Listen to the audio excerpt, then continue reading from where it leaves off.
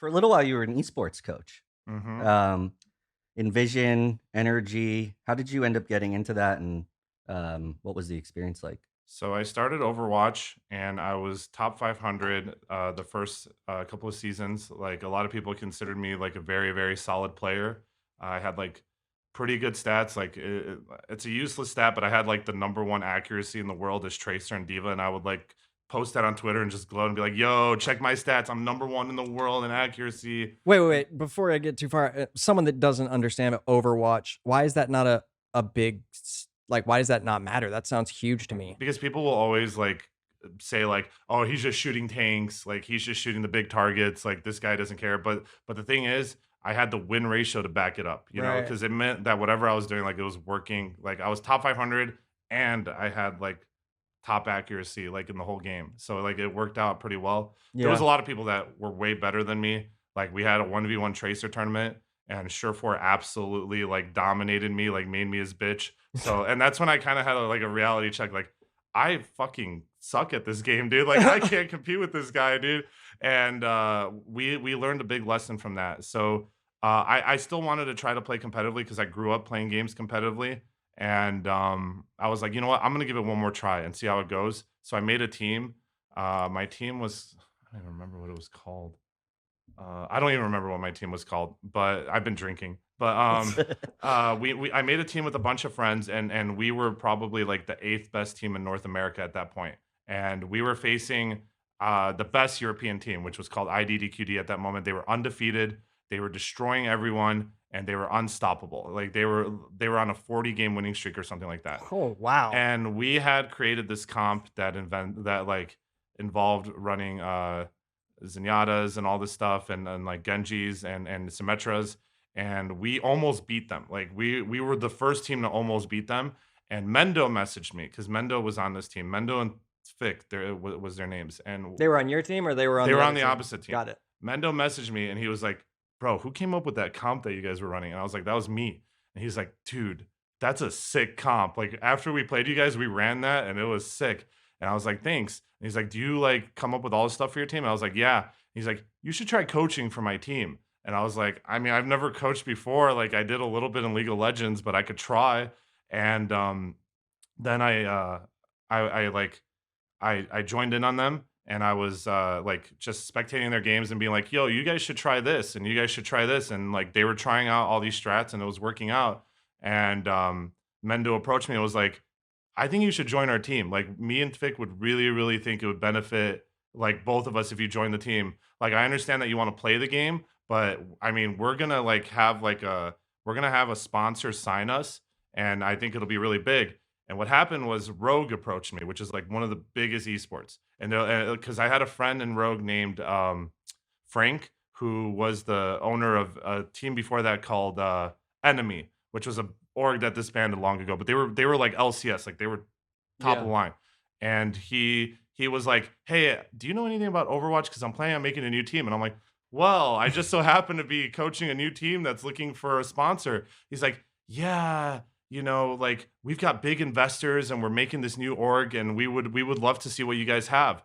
And then we had a bit of a weird thing that happened because what happened was they wanted to come in and spectate the scrims without the players knowing. I was like, okay, Mm. I suppose I could do that.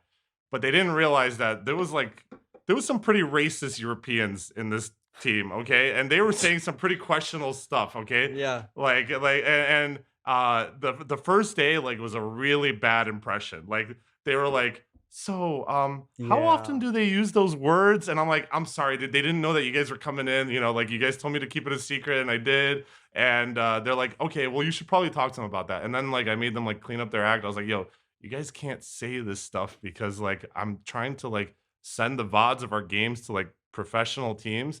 And they're like, Yeah. "Oh, why didn't you tell us?" I'm like, "Well, because they told me not to. They wanted to see how your comms were without like them seeing it." And I wasn't expecting you guys to say that stuff either. Mm. So but then we tried again and it went super good. And Rogue ended up signing the team. We gave them their first team ever, and we won like 3 lands in a row. Oh, nice. We were like the best team in Overwatch for a while. But I felt super out of place with this team because I was the only North American on the team, and the time zones were all shitty.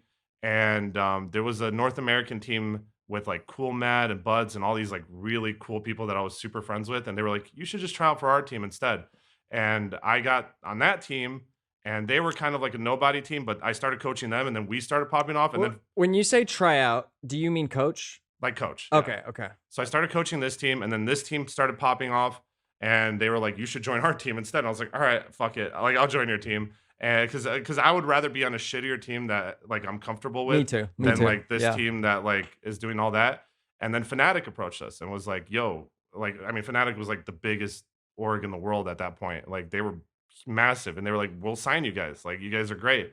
And um, we traveled the world. Like, we did OGN, which is like the biggest esports thing in the world. Like, if you do well in OGN, you do well anywhere. But we didn't do well in OGN because the meta shifted as we went there, and it was a really bad thing. Long story, but we had a really good time. Like, we were considered like the second best team in the world for like a few months. And then after that, my dad got sick, and I had to quit esports and like full time like take care of my dad because he had cancer at that moment. So I was like, guys, I need to like take a step back. Like, I can't do this anymore. Then Fnatic ended up disbanding, and I joined EnVision, which the owner of EnVision, I will say this anywhere, is a huge dickhead. He is a piece of shit, dude. This dude Called like, out. This dude, Wait, are they still a thing? no, they're done. Okay, good. So what ended up happening is there was this millionaire. His name was Arthur. I don't remember much. I think his name was Arthur. Damn, called out. He started this org, right? And what ended up happening was this dude made a bunch of money off like bet sites. And he was not responsible with his money at all. Like he just decided he was gonna make an org. He promised us all this stuff. He's like, I'm gonna give you guys housing, I'm gonna give you guys all this stuff. Never came through on anything, right? All the other teams had like player housing, like everything you could possibly imagine, right? We didn't have any of that stuff. Like we And it was promised. yeah, like it was promised. So we got second place in contenders, which was pretty good, like considering all the resources we had versus the resources the other teams had. Yeah. We got second place. He said he calls me one night. He's like, "Bro, you guys are so shit. I pay you guys so much money, and you guys got second place," like drunk out of his mind. Oh, What am God. I doing with you guys? And I'm like, "Bro, what about all the stuff you promised us? Player housing, all this stuff. I'm not gonna give player housing to a team that sucks."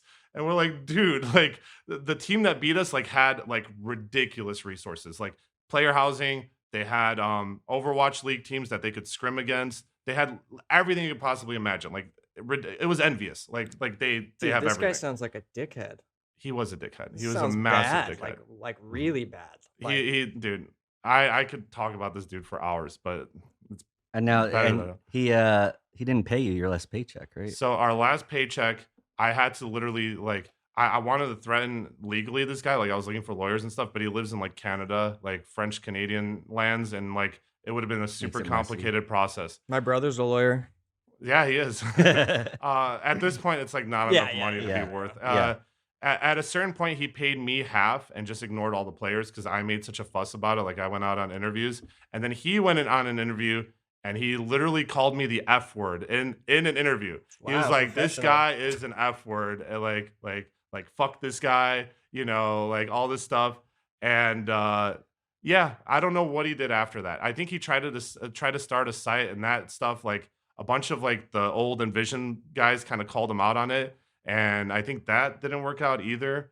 But the dude is just a piece of shit. Like, he is just garbage. Oh, like, that's garbage what it human. sounds like. Yeah, yeah, Like yeah. everything you said, like immediately, I don't like this guy. I will say, if you are doing esports, don't ever join a small org unless they are like somewhat reputable. Because I have been in many small orgs, and a lot of them just take advantage of players. They're like 90% of the time, they're like very quick. Like, some millionaire wants to start a quick org. He has no idea what he's doing. There's no player manager. There's nothing. Like, if the org doesn't have a player manager, like right away, just say no, no Yeah. matter what. Okay. 90% of the times they don't pay their players. Like, they're not the only org that owes me money. There's multiple orgs that owe me money. I just don't ever want to do esports again, if I'm gonna be honest. Like, Envious was amazing. Mm-hmm. Fnatic was pretty good. The rest, Rogue was good too, but the rest, I would never. Never again. How many do never. you think there were? Like little small ones that you tried? Hundreds. Hundreds. Mhm. Dude, that means you have to like be trying one like every other day, right? Well, I mean, when Overwatch first came out, hmm Blizzard talked a lot about esports, and they were all about like, yo, like we're gonna make esports great for this game, and everyone wanted a piece of that. So every single person that had $1 million was like, I'm gonna start an org because at that point, like, I mean, I was making pretty good money, but like the average team was making like the average player was making anywhere between $500 to $1,500 a month. So you could afford an Overwatch team relatively cheap. Mhm. yeah. Like anywhere between like I don't know, like 3,000 to like $10,000 a month, you could have an Overwatch team and you could like have them play at tournaments and earn you like prizes and stuff like that. We've had orgs that have held on to our fucking our prizes and like put them in a bank and collected interest on them and gave us it like 6 months later. Oh man. Like there's a whole bunch of Wait, like like shady so they stuff kept going on. it, but they kept it, and then they gave you the interest on it. Did they pay They you? didn't give us the interest on it. They They didn't. kept They the kept interest. the interest. They kept And the they said, interest "Oh, and they well." gave us the money like 6 months later. At We first, when you said that, I was like, "That's awesome of them," and now it sounds horrible of them. we had orgs that promised us housing and stuck players in garages with no air conditioning. Like there's a whole bunch of like shady stuff that goes on. Is that in all esports. pre-Overwatch League? Yes. Yeah. It's all pre-Overwatch League. Yeah. And we learned a lot about it. We would travel the world and end up in like hotels with like rats in the walls, like because everyone wanted to be a penny pincher and they all wanted to save money. So like we had rats in the walls, we had rats coming out of toilets, we had all sorts of like horror stories. Like they'd be like, well, you know, this hotel is only 2 miles away, so you guys can just walk to the LAN venue every day. It's only a 2 mile walk, so we'd have to like walk like 2 miles every day to like get to this LAN venue to practice and stuff like that. Then we'd have to walk 2 hours back every day. Like it was. Where it was the a- worst place you've been? If you is there like a specific place where you were like, "Holy fuck"? I didn't go here, but there was some European tournament where Cool Matt called me and like literally like was like screen sharing on his phone like rats like just like crawling around a place and you could hear them scratching on the walls and stuff and like the walls were like paper thin like we could all hear each other like through or they could hear each other through the walls and stuff like Did you have it any was idea bad. like where it was, like in the I, world, or was it? I think it was in not London but the UK. I think it was The in the UK UK. at that moment.